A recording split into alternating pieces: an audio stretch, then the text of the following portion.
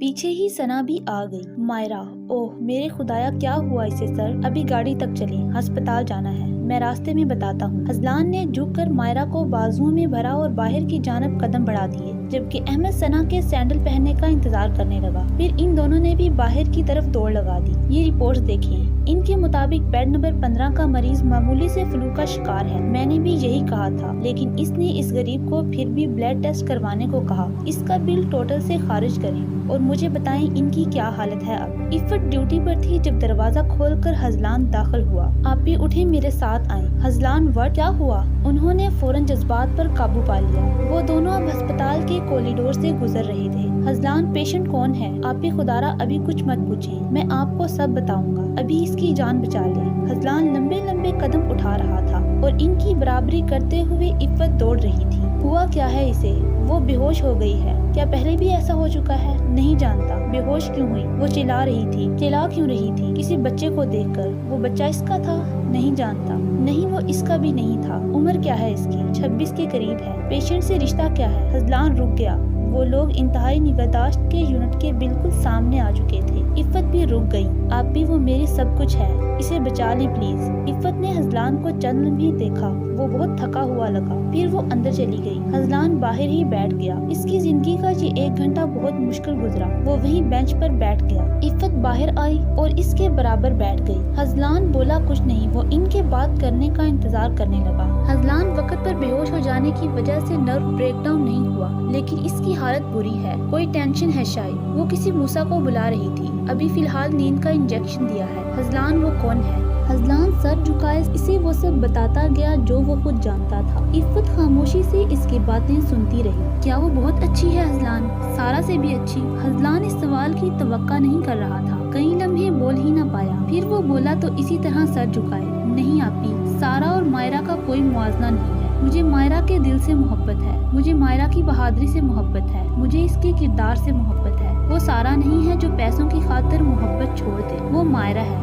جس نے ظلم کے آگے آواز اٹھائی اور ڈٹ کر اس کا سامنا کیا۔ مجھے سارا کے جانے کا اتنا دکھ نہیں ہے، مجھے مائرہ سے دور نہیں جانا آپ بھی۔ حزلان نے اپنا سر عفت کے کندھے پر رکھ دیا۔ انشاءاللہ وہ تم سے دور نہیں جائے گی، کبھی بھی نہیں جائے گی، اسے روم میں شفٹ کر دیا ہے۔ عفت نے دعا اور دلاسا ایک ساتھ دیا۔ اتنے میں مائرہ کا فون بجنے لگا جو کہ حزلان کے پاس تھا، اس پر لکھا آ رہا تھا موٹیویشن کالنگ۔ حزلان نے فون اٹھایا تو رتابہ کی آواز آئی۔ عفت نے اشارہ کیا کہ اسپیکر آن کرو۔ آپ بھی یار کدھر ہو؟ رتابہ، یہ آپ ہیں؟ آگے چند لمحوں کی خاموشی کے بعد ہلکی سی آواز ابھری۔ مہنور، مجھے آپ ہی سے ایک ضروری بات کرنی ہے، میں چھت پر جا رہی ہوں، امی کو سنبھال لینا۔ آپ بتائیں آپ کون ہیں؟ یہ فون آپ تک کیسے پہنچا؟ آپ ہی کہاں ہیں؟ وہ ٹھیک تو ہے نا؟ تفتیشی انداز سے شروع ہونے والا لہجہ آخر میں نرم ہو گیا۔ رتابہ، میں حزلان ہوں، ہم مال آئے ہوئے تھے۔ مائرہ نے کسی بچے کو دیکھا اور وہ چلانے لگی۔ اس کے بعد وہ بے ہوش ہو گئی اور اللہ نے نروس بریک ڈاؤن ہونے سے بچا لیا۔ اب وہ سو رہی ہے، ہسپتال میں ہیں ہم۔ حزلان نے ٹھہرے ہوئے انداز میں تفصیل سے آگاہ کیا۔ اب آپی کیسی ہیں؟ وہ ٹھیک ہیں اب۔ دیکھیں سر، میری آپی ابھی آپ کی ذمہ داری ہے، ان کو پلیز ٹھیک گھر لے آئیے گا۔ ابھی اگر ثنا آپی وہاں ہے تو ان سے کہیں کہ آپی کے بالوں میں ہاتھ پھیریں، وہ بہتر محسوس کریں گی۔ ان کی طبیعت اکثر یوں ہی ہو جاتی ہے، ان کی طبیعت اکثر یوں ہو جاتی ہے، لیکن بالوں میں ہاتھ پھیرنے سے وہ بہتر محسوس کرتی ہیں۔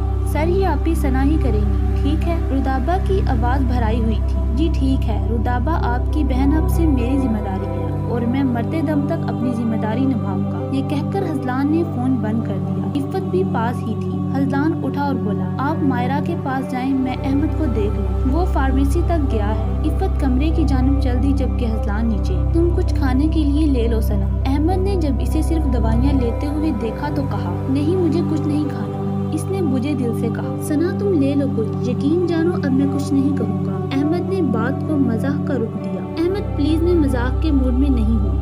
وہ دونوں لفٹ تک آئے۔ اچھا یار سوری، وہ بیگ والی بات کے لیے، وہ میں تمہیں گفٹ دے دوں گا، سوری والی کوئی بات نہیں، مجھے نہیں چاہیے اب، لینا تو خیر تمہیں پڑے گا۔ ہاں چلو، ہوگا وہ مہنگا، اور میں بیچارہ ہوں غریب آدمی، میری کمپنی بھی آج کل زیادہ منافع نہیں کما رہی، لیکن اب تمہارے لیے اتنا تو کر ہی سکتا ہوں میں۔ اچھا ویسے اپنا پسندیدہ رنگ؟ احمد کی بات کو بریک ایک چیخ کی وجہ سے لگی۔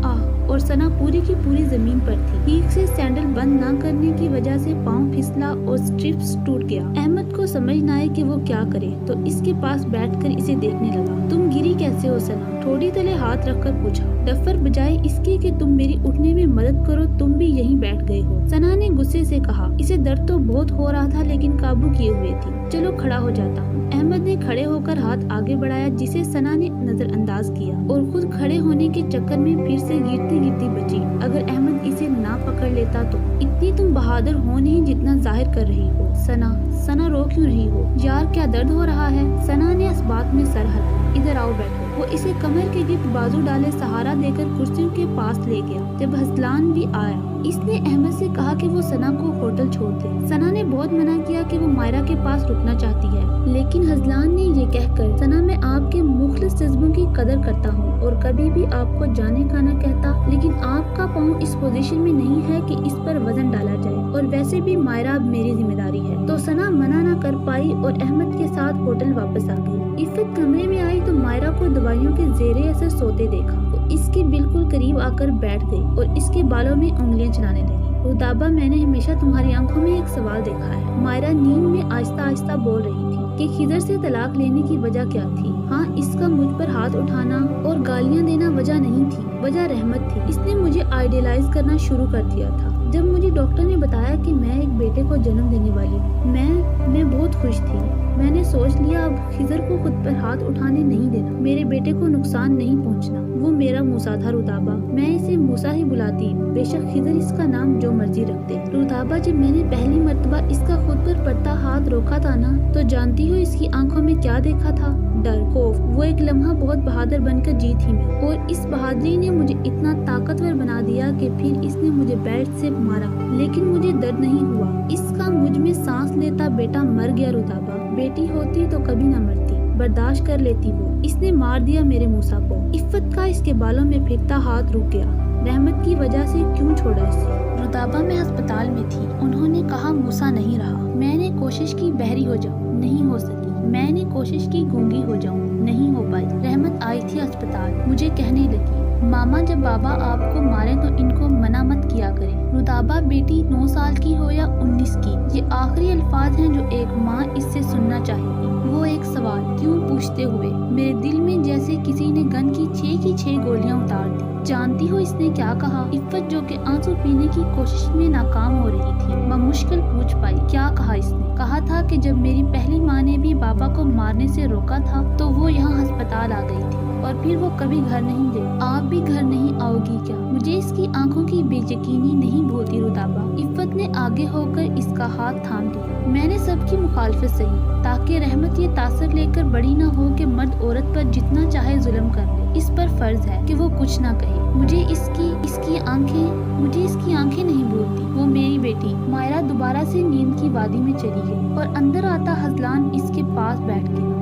अब आप दूसरे मरीजों को देख लें, मैं यहाँ हूँ इसके पास। रात में हसलान वहीं बेड पर मायरा के पास बैठा हुआ था। जब वो नींद में थोड़ा सा हिली, हसलान ने आगे बढ़कर इसका हाथ पकड़ लिया। अब मजीद नहीं मायरा, अब मजीद ये दर्द अकेले बर्दाश्त नहीं करने दूंगा मैं तुम्हें। एक बार हाँ करो, इस दर्द को मैं कहीं दूर छोड़ाऊंगा। सिर्फ एक बार एतबार करना, एक बार मेरी मोहब्बत की सच्चाई को जांचना। वो आहिस्ता आहिस्ता इससे बात कर रहा था जब मायरा का पास रखा मोबाइल फिर से बजने लगा। मोटिवेशन कॉलिंग लिखा आ रहा था। हसलान ने फोन उठाया। मायरा की भी आंख खुल गई। अस्सलाम वालेकुम रुताबा, अभी वो उठी हैं। ले, आप बात कर लें इनसे। मायरा जो सवालिया नजरों से इसे देख रही थी और इर्द गिर्द के माहौल को पहचानने की कोशिश कर रही थी, इसे फोन देकर बाहर आ गया। मायरा ने डरते डरते फोन कान से लगाया। पता नहीं हसलान सर ने घर पर क्या कुछ बताया होगा। कई लम्हे वो दोनों बोल ना पाई। आप जानती हैं इस वक्त मुझे आप पे गुस्सा आ रहा है।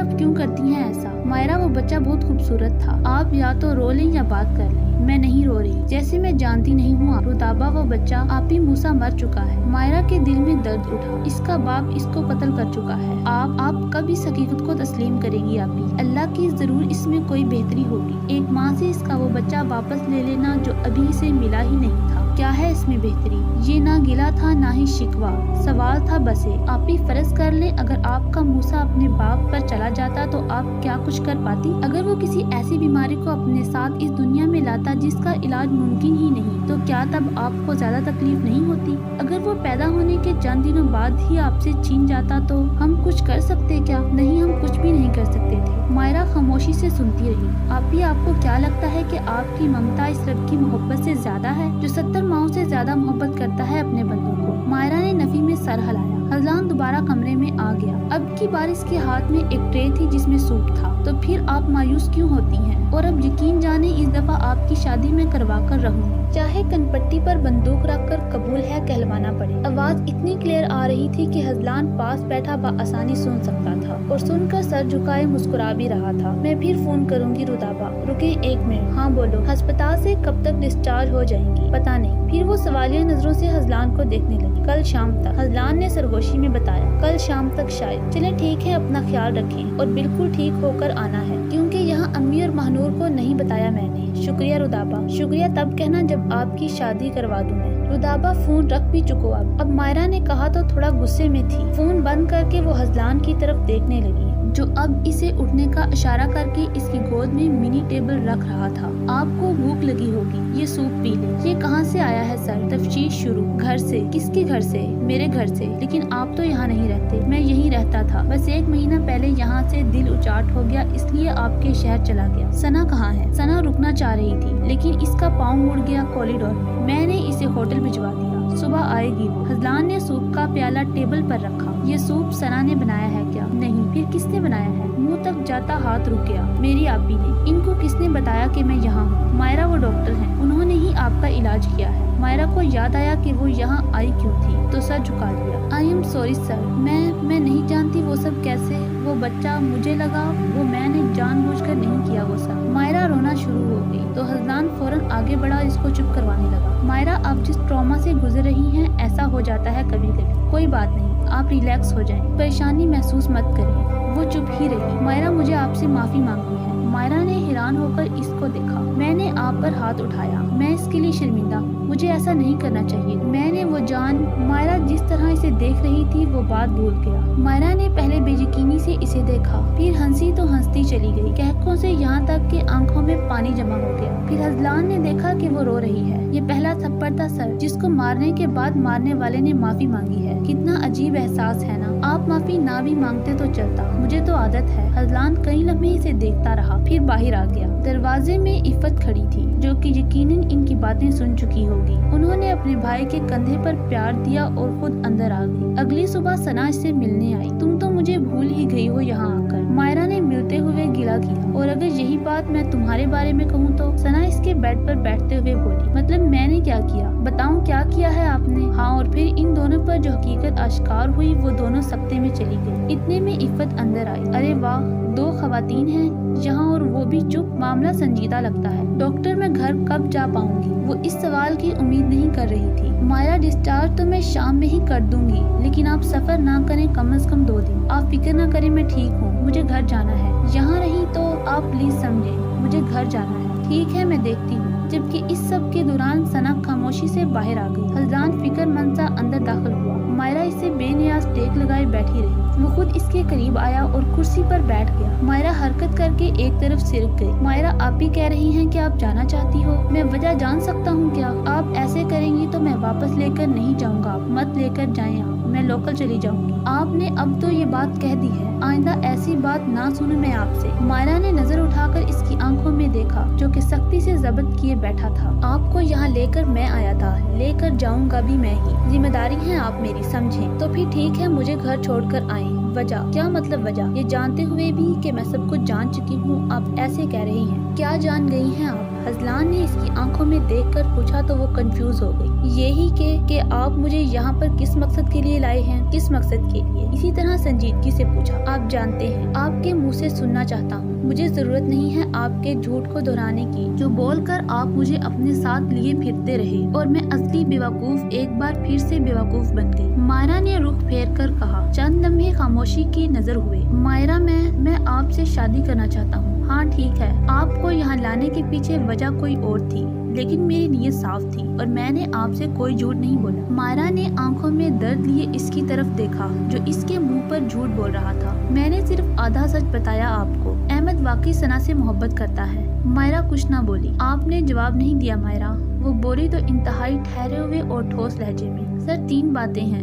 नंबर 1, मुझे शादी नहीं करनी है, ना ही आपसे और ना ही किसी और से। आप वजह पूछेंगे जो कि मैं बताने की रवादात नहीं, लेकिन फिर भी बता देती हूँ कि मुझे शादी के लफ्ज से घिन आती है। दूसरी बात ये कि मुझे जॉब की ज़रूरत है। मैं उम्मीद करती हूँ कि मेरा जवाब मेरी नौकरी की हालिया सूरत को मुतासर नहीं करे। और तीसरी बात कि मुझे अपने घर जाना है, यही मेरा हतमा फैसला है। मायरा चुप हुई तो वो खड़ा हो गया। मैं डिस्चार्ज पेपर्स बनवा लेता हूँ, आपकी ट्रिप खत्म होने दी, हम बाय एयर जाएंगे। ये कहकर वो रुका नहीं बल्कि बाहर चला गया। सना होटल के कमरे में पैकिंग कर रही थी जब दरवाजे पर दस्तक हुई। खुला तो बाहर अहमद खड़ा था। सना को गुस्सा तो बहुत आया लेकिन जब्त कर गई। इसको वहीं दरवाजे में छोड़कर दोबारा अंदर आ गई कि अंदर आना तो आओ, नहीं तो मेरी बला से। अहमद अंदर तो आ गया लेकिन समझ में ना आए कि वो बोले कैसे। सना, पैकिंग करते हुए इसके हाथ रुक गए। मैं जानता हूँ तुम नाराज हो, होना भी चाहिए, लेकिन मेरा यकीन करो मैंने तुमसे मायरा भाभी और असलान के बारे में झूठ नहीं बोला था। हाँ ठीक है, अपने बारे में सच को गोल कर गया। हाँ यार तुम ही बताओ, मैं सच बता देता तो क्या तुम कभी राजी होती मेरे साथ जाने के लिए? अच्छा फिर भी अगर तुम्हें लगता है कि मैं गलत हूँ तो आई एम सॉरी।